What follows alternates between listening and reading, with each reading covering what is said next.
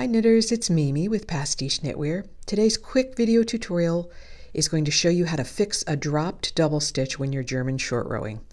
It's pretty much inevitable that it's going to happen at some time, so I wanted to show you how to fix it. So here we are, we've got our double stitch here, and we're just going to slip that off.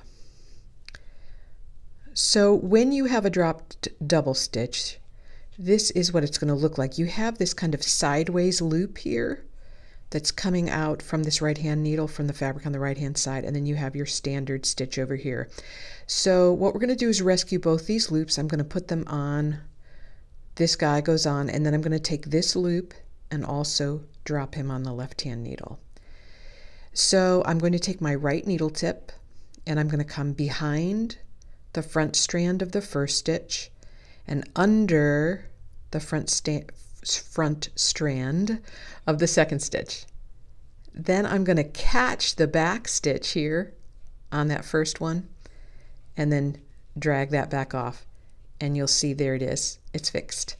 So let's do it again. So there's our dropped double stitch. We want to make sure they're mounted properly, so they go on 1, 2 like so.